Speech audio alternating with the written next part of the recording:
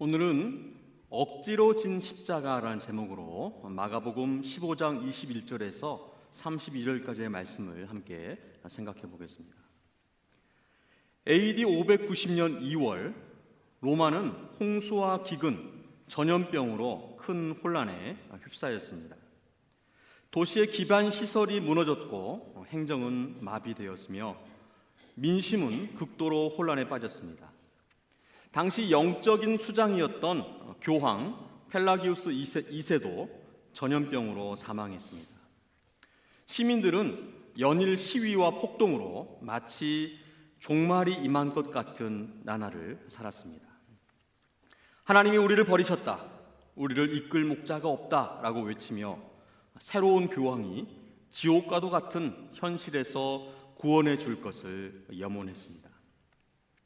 어느 날 시위에서 누군가가 외쳤습니다.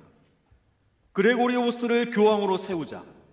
이 외침에 전 로마는 들끓었고 결국 그레고리우스 1세가 교황의 자리에 오르게 되었습니다. 당시 그레고리우스는 베네딕토 수도회의 일반 수사였는데 일반 수사가 교황이 된 것은 역사상 처음 있는 일이었습니다. 처음에 그레고리우스는 교황직을 감당할 수 없다고 고사했고 콘스탄티노플의 황제 마우리키우스에게 거부 의사를 밝히는 편지를 썼지만 시민들이 그 편지를 빼앗아서 황제에게 보내지지 못하도록 했습니다. 그리고 오히려 강력하게 그레고리우스를 지지하는 공식 요청 서신을 황제에게 보냈습니다. 계속 도망 다니던 그레고리우스는 결국 로마 외곽에서 붙잡혀 AD 590년 9월 3일에 교황에 즉위합니다. 그야말로 등 떠밀려 세워진 그러한 교황이었습니다. 하지만 그의 업적은 대단했습니다. 교회 행정개혁을 통해서 교회 재산을 효과적으로 관리를 해 로마 교황청을 유럽 최대의 토지 소유주로 만들었습니다. 수도원과 교회의 부패와 사치를 정비하고 빈민과 병자, 노인과 전염병 환자를 돌보는 사회복지 체계를 마련했습니다. 예배 개혁의 일환으로 당시 제각기였던 예배 음악을 그레고리언 찬트라고 하는 교회 공식 예배 음악으로 정리를 했습니다. 또한 잉글랜드 선교를 시작하여서 영국의 복음화가 본격화되었습니다. 여러 훌륭한 저서를 집필했습니다. 수도원 운동이 유럽 전역에 펼쳐지는 데에 결정적인 기여를 했습니다. 하지만 그레고리우스는 항상 자신을 하나님의 종들의 종이라고 지칭하면서 겸손한 지도자의 모범을 보였습니다. 오늘 본문에 등 떠밀려 억지로 십자가를 진 사람이 등장합니다. 마침 알렉산더와 루포의 아버지인 구레네 사람 시몬이 시골로부터 와서 지나가는데 그들이 그를 억지로 같이 가게 하여 예수의 십자가를 지우고, 지난 시간에 살펴본 20절에서 로마 군인들이 예수님을 십자가에 못 박기 위해서 끌고 나갔습니다. 예수님께서 십자가에 못 박힐 그곳으로 못 박힐 자기 십자가를 지고 예수님께서 끌려가셨습니다. 지난 밤부터 한숨도 주무시지 못하고 신문 받으러 여기저기 끌려 다니신 예수님, 이른 아침부터 모진 매질을 당하시고 만신창이가 되셔서 십자가를 질 힘조차도, 아니 걸을 기운도 없는 예수님이셨습니다. 로마 군인들이 십자가 사형을 빨리 집행하기 위해서 지나가는 한 사람을 붙잡아서 예수의 십자가를 지우게 했습니다. 그가 바로 구레네 사람 시몬이었던 것입니다. 구레네 사람 시몬이다, 이것은 구레네 태생이다 라는 의미를 담고 있습니다. 구레네는 북아프리카 연안에 있는 도시로 오늘날 리비아의 수도 트리폴리로 추정이 됩니다.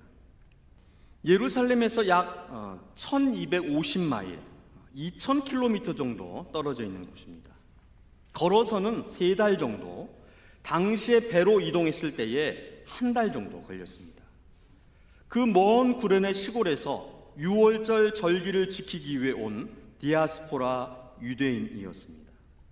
지나가는 시몬을 로마 군인들이 붙잡았습니다. 그리고 그에게 억지로 예수의 십자가를 지우고 가게 했습니다. 아니, 웬 아닌 밤중에 홍두깨입니까? 재수가 없어도 이렇게 없습니까? 수많은 사람들 중에 왜 하필 시몬입니까? 왜 하필 그때 거기를 지나가고 있어서 십자가 사형수가 진 그 십자가를, 사형수의 피가 묻은 그 십자가를, 사람을 못 박을 정도로 크고 무거운 그 십자가를, 사형 방법 중에 가장 잔인한 그 십자가를, 나무에 달린 자는 하나님께 저주를 받았다고 하는 그 십자가를 구레네 시몬이 대신 짊어졌습니다. 그런데 여러분, 예수님의 십자가를 대신 억지로 진 구레네 시몬보다 약 2000여 년 전에 억지로 나무를 짊어지고 이 골고다에 오른 사람이 있었습니다. 바로 아브라함의 아들 이삭이었습니다. 창세기 22장에 하나님께서 아브라함에게 내 사랑하는 독자 이삭을 데리고 모리아 땅으로 가서 내가 내게 일러준 한 산, 거기서 그를 번제로 드리라고 명령하셨습니다. 이 아브라함은 아침 일찍 아들 이삭을 데리고 모리아 산을 오릅니다. 아브라함은 번제 나무를 아들 이삭에게 지우고 자기는 불과 칼을 손에 들고 올랐다고 성경은 말씀합니다. 번제 제물로 드려질 이삭에게 번제 나무를 억지로 지우고 모리아산에 올랐습니다. 이 모리아산이 바로 예수님이 못 박히신 골고다 언덕이었습니다. 역대하 3장 1절에 솔로몬이 예루살렘 모리아산에 여호와의 전 건축하기를 시작하니 그곳은 전에 여호와께서 그의 아버지 다윗에게 나타나신 곳이요 여부스 사람 오르난의 타작마당에 다윗이 정한 곳이라. 예루살렘 모리아산에 솔로몬 성전을 지었음을 역대하 3장 1절에 말씀합니다. 바로 예루살렘 성전이 있는 곳이 모리아산이었습니다. 골고다는 예루살렘 성전 외곽 같은 모리아산에 있습니다. 여기가 솔로몬 성전터이고요. 이게 예루살렘 성벽인데요. 여기가 골고다 언덕입니다. 같은 모리아산입니다. 예루살렘 성전이 있는 그 모리아, 골고다, 그곳이 예루살렘 성전이 있는 같은 모리아산에 있었던 것입니다. 예수를 끌고 골고다라 하는 곳, 번역하면 해골의 곳에 이르러 해골의 곳이라고 하는 곳에 이르렀습니다. 이 골고다는 히브리어로 해골이라는 뜻을 담고 있는데 라틴어와 영어로는 갈보리라고 읽습니다. 모리아산 위 예루살렘 성 외곽에 위치한 사형 집행을 공개적으로 했던 그 죽음의 언덕이 바로 골고다였습니다. 이 골고다를 예수님께서 십자가를 지고 오르셨습니다. 억지로 십자가를 진 구레네 시몬과 함께 오르셨습니다. 근데 누군가가 모략을 탄 포도주를 예수님께 주었습니다. 마태복음은 쓸개 탄 포도주라고 기록을 합니다. 고통을 덜어주는 당시의 마취제, 진통제였던 그 모략을 탄 포도주, 쓸개 탄 포도주를 예수님께 주었지만 예수님께서는 받지 않으셨습니다. 예수님을 십자가에 못 박고 로마 군인들이 그 옷을 나눠 가졌다고 성경은 말씀합니다. 요한복음에 보니까 속옷까지 가져갔습니다. 그러니까 완전히 벌거벗겨진 수치스러운 상태에 예수님이 놓이셨습니다. 아무런 저항도 하지 않으신 예수님이셨음을 성경이 말씀합니다. 그때가 바로 제3시였습니다. 그런데 이 시간은 유대 시간이었기에 로마 시간, 저희가 지금 사용하고 있는 그 시간으로 변환을 하면 오전 9시였습니다. 예수님께서는 오전 9시에 십자가에 못 박히셨습니다. 근데 요한복음엔 제6시경에 사형 선고가 내려졌다 이렇게 기록하고 있는데, 요한은 유대 시간이 아니라 로마 시간으로 기록을 했기 때문에 제6시라고 기록을 한 것입니다. 오전 9시 완전히 벌거벗겨진 채로 십자가에 예수님께서 못 박히셨습니다. 그 머리 위 죄패에는 유대인의 왕이라고 쓰였습니다. 지나가는 사람들이 예수를 모욕했습니다. 물과 피를 흘리시며 죽어가는 예수를 바라보면서 아하, 성전을 헐고 사흘에 짓는다는 자여, 내가 너를 구원하여 십자가에서 내려오라고 말했습니다. 오호, 내 놈이 저 아름답고 견고한 헤롯 성전을 무너뜨린다고 한 놈이구나. 성전을 헐기는커녕 내 십자가에 못도 못 베는 주제에 너부터 구원해 보아라, 이렇게 말한 것입니다. 그와 같이 대제사장들과 서기관들과 함께 희롱하며 서로 말하되 그가 남은 구원하였을 때 자기는 구원할 수 없도다. 신앙은 물론이거니와 의리도 없는 유대 종교 지도자들도 그 품격을 잃어버리고 천박한 희롱을 예수에게 퍼부었습니다. 다른 사람들의 병을 고쳐주고 귀신을 내쫓고 죽은 자까지 살려냈으면서 자신은 구원하지 못하는 저 사람, 지금까지 내가 했던 모든 것이 거짓이고 꾸며낸 것이었구나. 그러나 예수님께서는 그 어떤 변론도 저항도 대꾸도 하지 않으셨습니다. 왜 그러셨을까요? 도대체 마가는 무엇을 전하려고 하는 것이겠습니까? 바로 예수님의 자발적인 십자가 죽음을 전하고 싶었습니다. 억지로 마지못해서 십자가를 지신 것이 아니라 기꺼이 자원하여서 스스로 순종하여 십자가에서 죽으셨다고 하는 것을 마가는 전하고자 했던 것입니다. 죄가 있어서도 아니고 누군가가 억지로 십자가를 지도록 해서도 아니고 어쩌다 보니 진 것도 아니고 오직 우리를 구원하시기 위해서, 우리를 구원하시려는 아버지 하나님의 그 뜻에 순종하셔서 무거운 십자가, 그 죽음의 십자가, 저주의 십자가, 치욕의 십자가를 스스로 기꺼이 지시고 죽으셨다는 그러한 말입니다.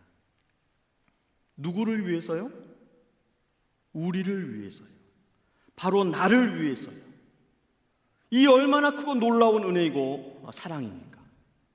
마가는 지금 우리에게 이 예수 그리스도의 그 십자가 사랑을 외치고 있습니다.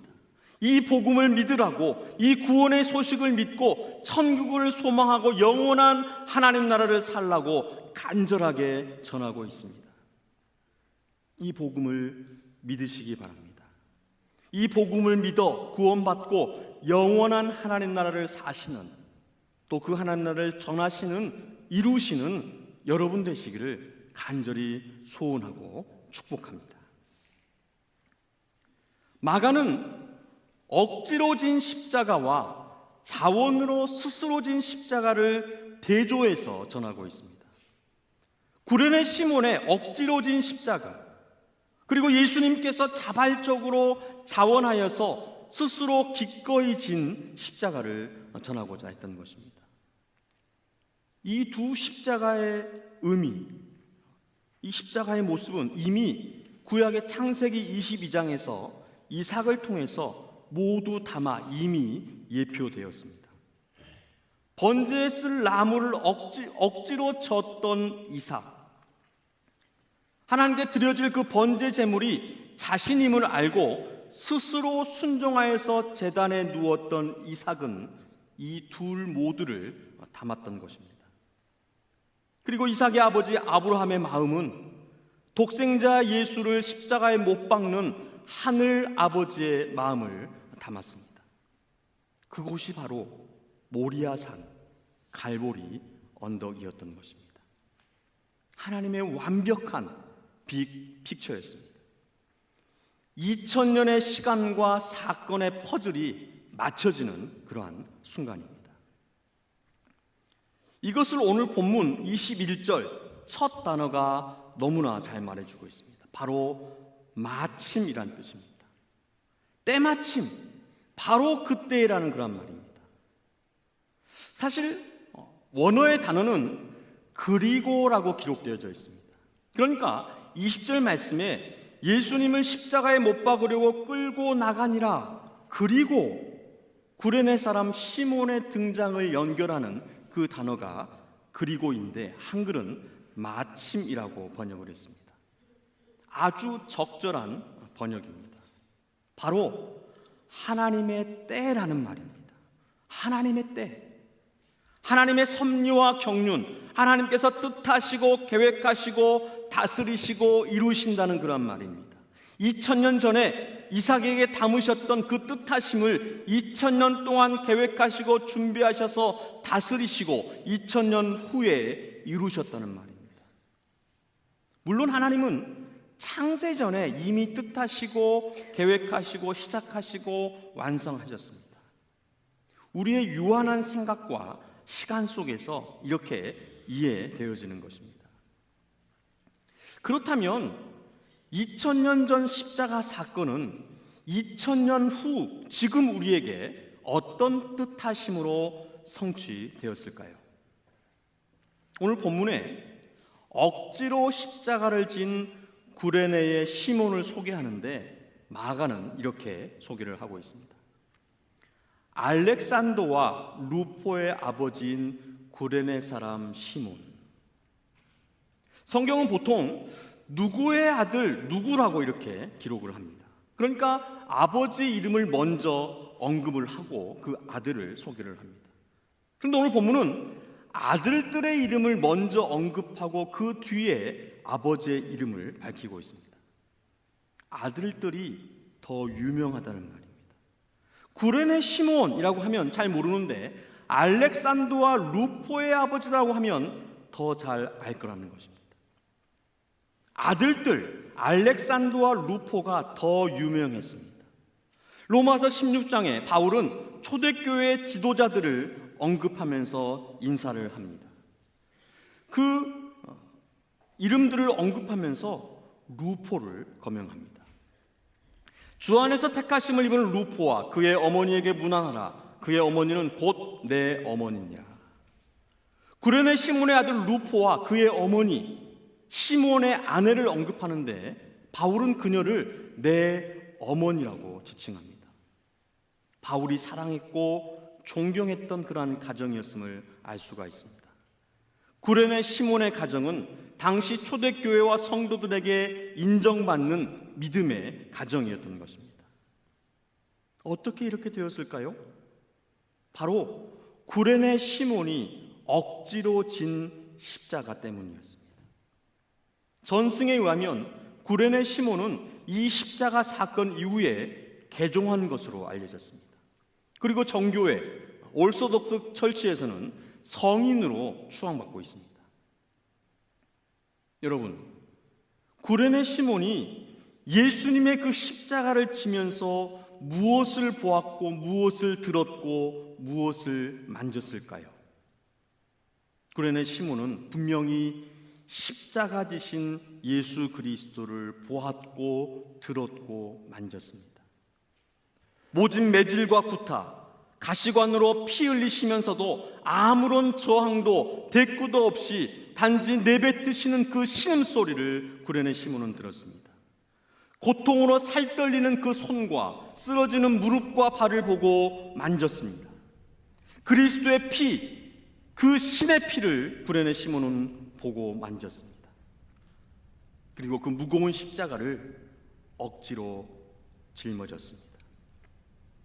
구레네 시몬은 몰랐지만 예수님께서 말씀하신 예수님의 가르침, 누구든지 자기 십자가를 지고 나를 따르지 않는 자도 능히 내 제자가 되지 못하리라. 누구든지 나를 따라오려거든 자신을 부인하고 자기 십자가를 지고 나를 따를 것이니라.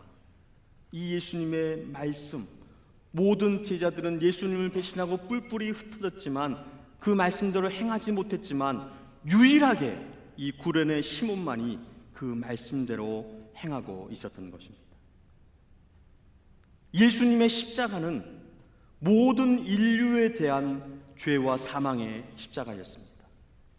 그 십자가를 억지로 졌지만 구레네 시몬에게는 그것이 바로 자기 십자가였습니다. 그는 예수님의 제자가 되지 않을 수가 없었습니다. 예수님의 말씀과 약속대로 예수님의 제자가 될 수밖에 없었습니다.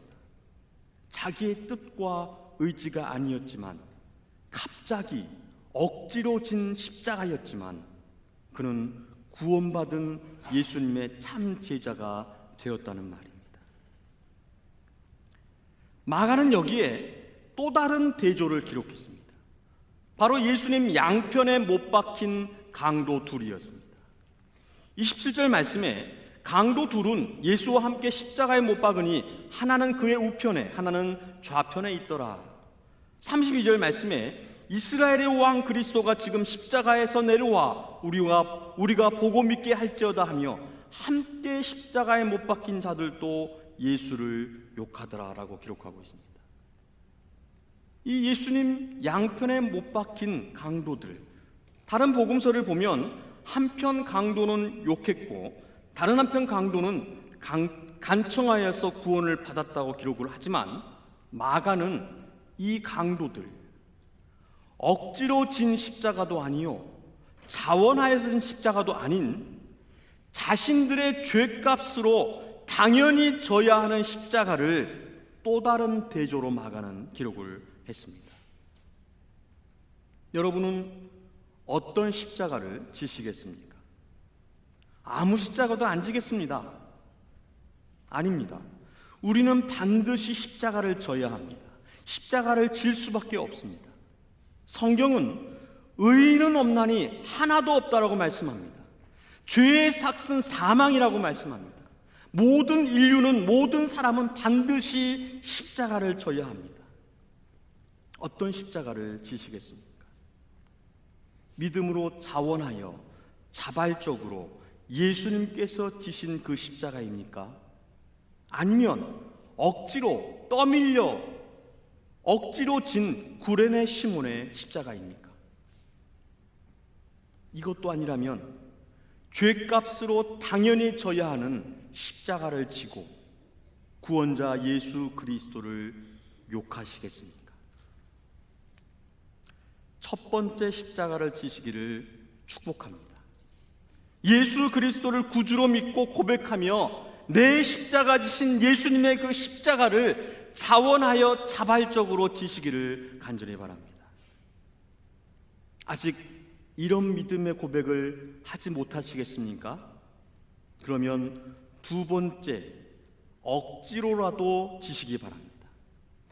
억지로라도 지게 하시는 하나님의 뜻하심과 계획하심이 있을 것입니다. 구원하시려고, 사용하시려고 후회함이 없는 하나님의 부르심이 있을 것이라는 사실입니다. 저희 아버지는 무신론자이셨습니다. 어머니와 교회에 나가신다는 조건으로 결혼을 하셨습니다. 하지만 신앙을 갖기란 쉽지 않으셨습니다. 어머니의 눈물 어린 기도와 헌신으로 결국 교회에 매일 출석하시게 되었고 장로 장님까지 받으셨습니다. 그리고 매일 새벽 기도회를 하루도 빠짐없이 나가셨습니다. 매일 가정 예배를 드리셨고 11조와 헌금을 진실하게 드리셨습니다. 근데 제가 보기엔 아버지가 예수님을 인격적으로 못 만나신 것 같았습니다. 가정의 평화를 위해서, 자녀들이 복받기를 위해서, 아들이 목사이니 그 앞길을 위해서 십자가를 억지로 진 구레네 시몬 같아 보였습니다. 그래서 기도했습니다. 아버지가 주님을 인격적으로 만나 구원자와 주인으로 고백하고 거듭남과 구원의 확신과 체험을 갖도록 매일 아버지를 위해 기도했습니다. 그런데 작년 2월 말 교회 개척 첫 예배를 드리기 한 주 전 위독하시다는 소식을 듣고 급히 한국에 들어갔습니다. 아직 돌아가시면 안 된다고 계속 기도하면서 갔습니다. 그동안 못했던 효도도 못 받고 가시면 안 된다고 생각했습니다. 아들이 담임하는 교회에서 예배도 드리지 못하고 가시면 안 된다고 생각했습니다. 무엇보다도 아직 주님을 인격적으로 만나지 못하고 구원의 확신도 없으신데 돌아가시면 안 된다고 생각했습니다. 그리고 아직은 아니라고 하나님께 간절히 때를 썼습니다. 하지만 결국 2월 28일 임종하셨습니다. 개척 전 첫 예배 불과 사흘 전 일어난 일이었습니다. 저는 하나님이 너무 원망스러웠습니다. 이해할 수가 없었습니다. 하나님 왜 지금입니까? 그런데 마지막 발인 예배 때에 아버지가 섬기신 교회, 제 모 교회의 목사님 설교를 통해서 큰 위로와 확신을 갖게 되었습니다. 목사님께서 아버지 장로님처럼 신실하고 충성된 장로를 만나본 건 처음이라고 말씀하셨습니다. 생명을 다하여서 교회를 섬기고 목사를 섬겼다고 말씀하셨습니다. 아버지는 억지로 진 십자가였지만 결국 그 십자가 밑에서 그리스도를 보고 듣고 만지셨던 것입니다. 구원하시려고, 사용하시려고 억지로라도 십자가를 지게 하셨던 것입니다. 그리고 그 십자가 위에 우리 더 새로운 교회가 세워졌습니다. 사랑하는 성도 여러분, 억지로라도 십자가를 지시기 바랍니다. 억지로라도 지게 하시는 하나님의 뜻과 계획, 은혜와 부르심이 있는 줄로 믿습니다. 가정과 가족을 위해서라도 억지로 지시기 바랍니다. 자녀들 때문이라도 억지로 지시기 바랍니다. 억지로 진 십자가로 인하여서 알렉산더와 루포와 같은 사랑받고 존경받는 하나님 나라의 위대한 리더로 세우실 줄로 믿습니다. 2000년 전 십자가 사건의 열매를 우리 더 새로운 교회를 통해서 거두실 줄로 믿습니다. 우리를 향한 하나님의 소원하심은 2000년 전에 이미 뜻하시고 계획되었고 지난 2000년 동안 준비하시고 진행시키셨습니다. 혹시 개척교회라는 십자가를 억지로 지셨습니까? 우리를 향한 하나님의 거룩하고 위대한 역사에 동참하셨습니다. 축하하고 축복합니다. 한번 억지로라도 짊어지고 갑시다. 그 끝은 구원이고 부흥이며 영원한 하나님 나라일 것입니다.